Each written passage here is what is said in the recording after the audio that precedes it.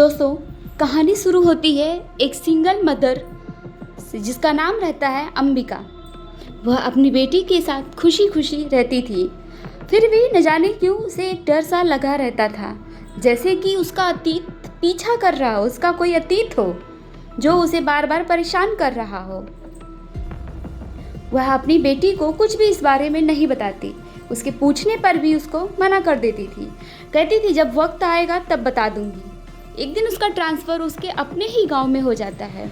वह अपनी बेटी के साथ अपने गांव जाती है। वहां पर वो जाने के लिए एकदम एक्साइटेड रहती है। उसकी बेटी बहुत खुश रहती है।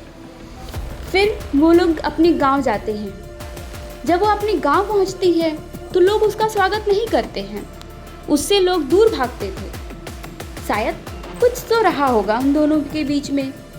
वह अपने पुराने हवेली जाती है जो कई दिनों से, कई सालों से बंद पड़ा। वहाँ पर कुछ भयानक सी आवाज़ें आती भी थी और उसे भयानक से चेहरे भी दिखाई देने लगते थे। वह और भी ज़्यादा डर जाती, मानो वह उसे ही इधर अंबिका की बेटी सो रही थी। अचानक उसे कुछ परछाइयाँ दिखाई देने लगी और कुछ डरावनी चेहरे उसके सामने आने लगे। अंबिका की बेटी बहुत ज़्यादा डर जाती है और वह उठ के भाग जाती है। अब गांव छोड़ने का फैसला कर लेती है।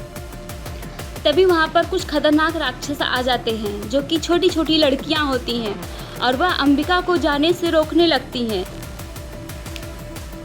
राक्षस अंबिका को रोकने लगते हैं और उसे अपनी जकड़ में इतना तेजी से पकड़ते हैं कि वह वहीं पर बेहोश हो जाती है और अंबिका की बेटी को वह सब राक्षस के पास लेके चले जाते हैं। अब इधर राक्षस बहुत ज़्यादा खुश हो जाता है। वह जश्न मनाने लगता है। इसी बीच अंबिका को होश आता है और वह एक औरत के पास जाती है और उससे पूछती है कि मेरी बेटी कहाँ है। उस औरत बताती तुम्हारी बेटी को रक्त बीज ले गया। अंबिका पूछती क्या उससे लड़ने का कोई रास्ता नहीं है?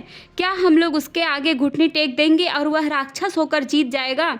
औरत कहती है नहीं, तुम चाहो तो अपनी पुत्री को बचा सकती हो और तुम्हें काली माता का वरदान भी प्राप्त है। तुम्हें काली जी का पूजा करना होगा, आवाहन करना होगा।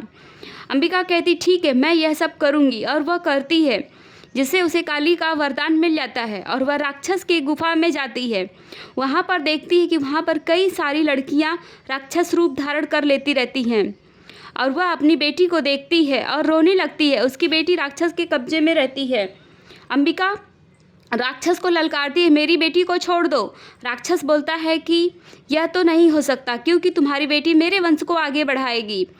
तभी वह राक्षस से लड़ने लगती है और राक्षस उससे अपनी ताकत से मार डालता है, जिससे वो मर जाती है। फिर वह उसकी बेटी के पास जाता है।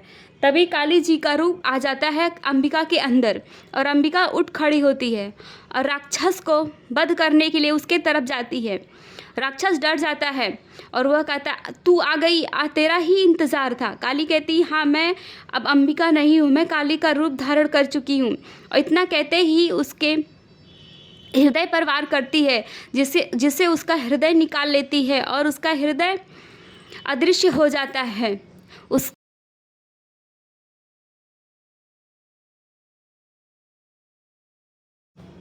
उसका शरीर मिट्टी में मिल जाता है। अंबिका बाकी सारी लड़कियों को भी सही कर चुकी रहती है और अपनी बेटी को लेकर वह अपने गांव लौट जाती है। वहाँ पे लोगों का मानना रहता है कि उसे अपनी बेटी का बलि देनी होगी। वह रोने लगती है और पूछती है आखिर क्यों? लोग कहते हैं कि इसके पेट में दुष्ट राक्षस का वंश आ चुका है, जिसलिए इसका वध करना ही पड़ेगा। अंबिका सोचने लगती है और रोने लगती है। वह जैसे ही अपनी बेटी का वध करने जाती है तभी कुछ आवाज़ें आती है अंबिका रुको। वहाँ पर कुछ छोटे छोटे अदृश्य बच्चे दिखाई देने लगते हैं, जिससे गांव वाले समझ जाते हैं कि हम लोग सांप से पहले से ही मुक्त हो चुके हैं। लेकिन जो गांव का सरपंच था वह अपने हवन के लिए लोगों की बलि देता रहता था और एक ढकोसला बना के रखा था। अंबिका खुश हो जाती है और अपनी बेटी को गले लगा के रोने लगती है। दोस्तों, आपको क्या लगता है ये कहानी यहीं पे ख़त्म हो चुकी है या अभी कुछ और बाकी है? कमेंट में ज़रूर बताएं। वीडियो में दिखाया जाता है एक आदमी आता है जो कि उसका चेहरा नहीं दिखाता है, वो पूरी तरह से ढका हुआ होता है। वह जाता है और राक्षस की राख को उठा के देखता है। उसे अजीब सी चमक आग जैसा उसके हाथ में दिखने लगता है। न जाने ये कौन सा रहस्य है जो अभी बाकी है। क्या राक्षस अभी जिंदा है? क्या खतरा अभी टला नहीं है? कमेंट में ज़रूर बताएं। दोस्तों, आपको हमारी कहानी कैसी लगी है कमेंट में ज़रूर बताएं और उम्मीद करते हैं आपको हमारा एक छोटा सा प्रयास अच्छा लगा होगा।